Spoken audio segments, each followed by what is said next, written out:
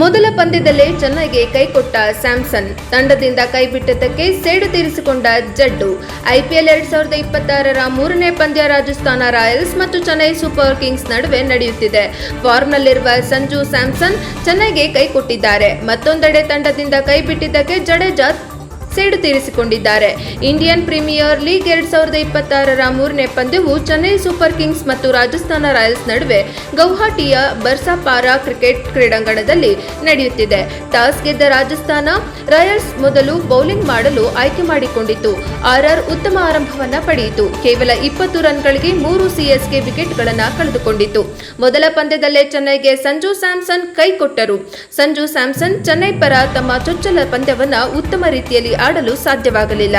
Chennai super Kings ತಂಡದ ಇನ್ನಿಂಗ್ಸ್ನ 2ನೇ over ಅನ್ನು ನಾಂಡ್ರೆ ಬರ್ಗರ್ ಬೌಲಿಂಗ್ ಮಾಡುತ್ತಿದ್ದರು. ಅವರ ಓವರ್ನ ಕೊನೆಯ ಎಸೆತದಲ್ಲಿ ಚೆನ್ನೈ ಪರ ತಮ್ಮ ಮೊದಲ ಪಂದ್ಯವನ್ನು ಆಡುತ್ತಿದ್ದ ಸಂಜು ಸ್ಯಾಮ್ಸನ್ ಸ್ಟ್ರೈಕ್ನಲ್ಲಿದ್ದರು. ಬರ್ಗರ್ ಬೌಲ್ ಮಾಡಿದ ಗುಡ್ ಲೆಂತ್ ಬಾಲ್ ಸ್ಯಾಮ್ಸನ್ ಅವರಿಂದ ದೂರ ಹೋಗ್ತಿತ್ತು. ಈ ಬಾಲ್ನಿಂದ ಸ್ಯಾಮ್ಸನ್ ಸಂಪೂರ್ಣವಾಗಿ ಮೋಸ ಹೋದರು. ಅವರ ಫುಟ್ ವರ್ಕ್ ಮಾಡದೆ ಬ್ಯಾಟ್ ಬೀಸಿದರು. ಆದರೆ ಚೆಂಡು ಅವರ ಬ್ಯಾಟ್ಗೆ ತಗುಲಿ ನೇರವಾಗಿ ಸ್ಟಂಪ್ಗೆ ಪಡೆಯಿತು. ಪರಿಣಾಮ ಸಂಜು 7 ಎಸೆತಗಳಲ್ಲಿ ಕೇವಲ 6 ರನ್ ಗಳಿಸಿ ಔಟ್ ಆದರು. ಮತ್ತೊಂದೆಡೆ ರವೀಂದ್ರ ಜಡೇಜಾ ಅದ್ಭುತ ಬೌಲಿಂಗ್ ಪ್ರದರ್ಶನ ತೋರಿದರು. ಜಡೇಜಾ ತಮ್ಮ ಮೊದಲ ಓವರ್ನಲ್ಲೇ ಸರ್ಫರಾಜ್ ಖಾನ್ ಮತ್ತು ಶಿವಮ್ ದುಬೆ ಅವರನ್ನ ಔಟ್ ಮಾಡಿದರು. ಈ ಮೂಲಕ ತಂಡದಿಂದ ಕೈಬಿಟ್ಟಿದ್ದಕ್ಕೆ ಚೆನ್ನೈ ವಿರುದ್ಧ ಜಡೇಜಾ ಸೇಡು ತೀರಿಸಿಕೊಂಡರು.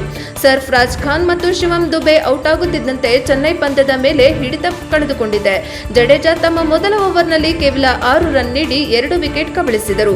ಜಡೇಜಾ ಅವರ ಈ ಸ್ಟೈಲ್ MS ಧೋನಿ ಇಲ್ಲದೆ ಆಡುತ್ತಿದ್ದ ಚೆನ್ನೈಗೆ ದುಸ್ವಪ್ನಕ್ಕಿಂತ ಕಡಿಮೆ ಇಲ್ಲ.